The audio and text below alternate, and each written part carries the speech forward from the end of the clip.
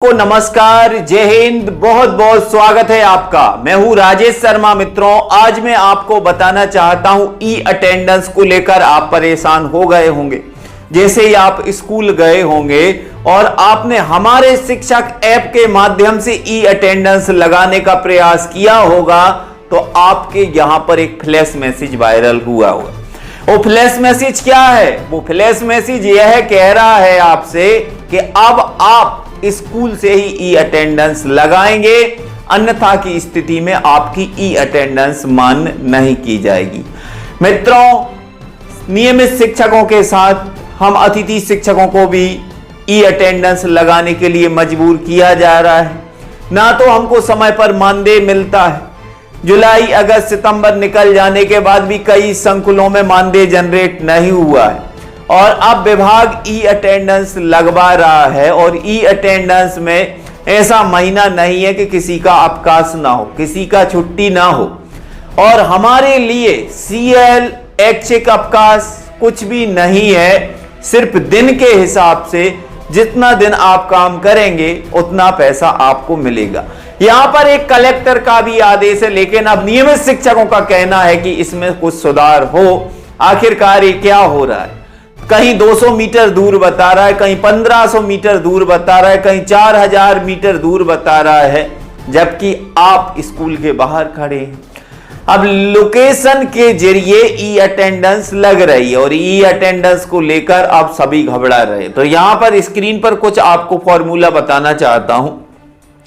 हालांकि मैंने कुछ स्क्रीनशॉट भी लिए थे, लेकिन ई अटेंडेंस आप स्कूल से 200 मीटर की दूरी पर अगर हैं तो ई अटेंडेंस लगा सकते हैं। अन्यथा की स्थिति में अगर 200 मीटर से और आप दूर हैं, आपकी दूरी 500 मीटर है, 600 मीटर है, 700 मीटर है, 1000 मीटर है, 2 किलोमीटर है, तो ई अटेंडेंस तो लग जाएगी। अन्यथा की स्थिति में हो सकता है कि आपकी उपस्थिति काउंट ना की जाए। अब यहां पर एक बार एक मैसेज और आता है, उसमें यह लिखा रहता है कि जीपीएस लोकेशन बंद ना कर देना, अन्यथा की स्थिति में नहीं तो आप हमारे शिक्षक ऐप से लॉग आउट हो जाओगे। लॉग आउट का मतलब होता है कि आपकी ई अटेंडेंस लगी ही नहीं, ऐप्स बंद है, ऐप्स खुला ही नहीं। तो यहां पर ये तमाम जो प्रक्रिया हैं, प्रतिदिन हमको कुछ नया देखने को मिलता है मित्रों।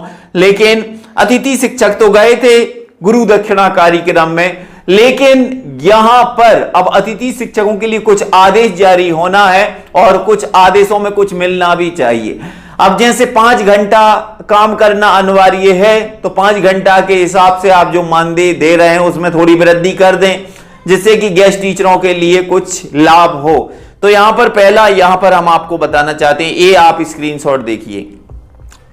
हमारे शिक्षक एप्लीकेशन का उपयोग करने के लिए आपको अपने डिवाइस की लोकेशन यानी जीपीएस सेवा चालू रखनी होगी। यदि आप लोकेशन जीपीएस सेवा बंद कर देते हैं तो आप तुरंत एप्लीकेशन से लॉग आउट हो जाएंगे। यहां पर एक फ्लैश मैसेज ये कह रहा है। दूसरा मैसेज क्या कह रहा है, यहां पर आप देख लें। यहां पर अलर्ट, उपस्थिति क्षेत्र से बाहर, यहां पर कह रहा है आप विद्यालय कार्यालय परिसर से 1198 मीटर दूर हैं। अब इनने बता दिया है कि आप 1.5 किलोमीटर दूर हैं, आप ना लगाएं ई अटेंडेंस, आप स्कूल में नहीं है श्रीमान, ये कह रहा है हमारे शिक्षक ऐप। अब यहां पर उपस्थिति बटन तभी सक्रिय होगा जब आप अपने विद्यालय कार्यालय के 200 मीटर के दायरे में होंगे। कृपया विद्यालय कार्यालय परिसर में उपस्थित होकर ही उपस्थिति दर्ज करें। Approve distance 200 metre. यहां पर ये बता रहा है आप 200 मीटर के क्राइट एरिया के अंतर अगर हैं तो आपकी ई अटेंडेंस लगेगी, अन्यथा की स्थिति में अब आपको वास्तविक काम करना होगा। ये कैसे हुआ मित्रों? हमारे शिक्षक ऐप एजुकेशन पोर्टल 3.0 का पूरा फार्मूला है। हाँ, आप सोच रहे हैं ये ऐप्स नहीं है, आपका पूरा डाटा मुट्ठी में है, लोक शिक्षण संचालनालय की में वो देख रहा है। आपके सिर पर एक कैमरा लगा दिया है और अब आप पर जो नजर है वो लोक शिक्षण संचालनालय देख रहा है कि आप पढ़ा रहे हैं, स्कूल में घूम रहे हैं, स्कूल के बाहर हैं, क्या कर रहे हैं।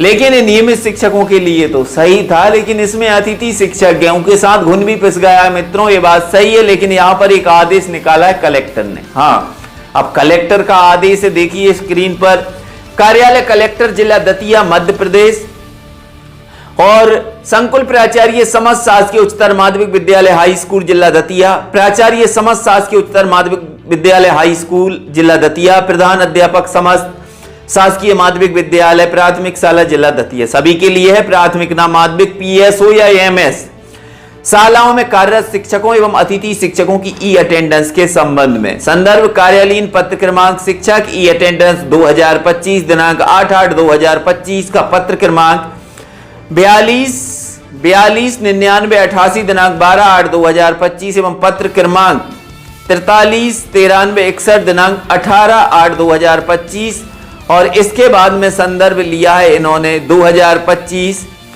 25/7/2025 और इसके बाद 28/8/2025 बहुत सारे आदेशों का संदर्भ लिया गया है। और ये क्या कह रहे हैं, उपरोक्त संदर्भित पत्रों के माध्यम से एजुकेशन पोर्टल 3 पॉइंट पर समस्त शिक्षकों एवं अतिथि शिक्षकों की ई अटेंडेंस लगाए जाने के निर्देश जारी किए गए हैं।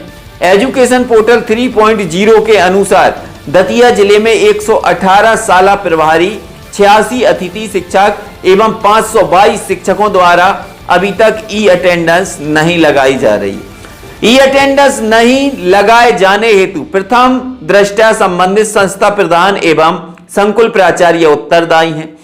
अतः निर्देशित किया जाता है सभी संस्था प्रभारी एवं शिक्षक संवर्ग तथा अतिथि शिक्षकों का आगामी माह अक्टूबर 2025 का वेतन ई अटेंडेंस के आधार पर ही आहरण किया जाए।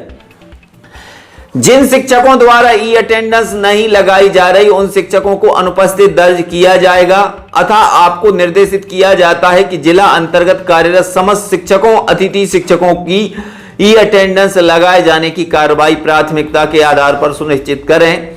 यदि कोई शिक्षक ई अटेंडेंस नहीं लगाए जाने के कारण वेतन भुगतान से वंचित किया जाता है तो इसके लिए संबंधित संकुल प्राचार्य समान रूप से उत्तरदायी होंगे।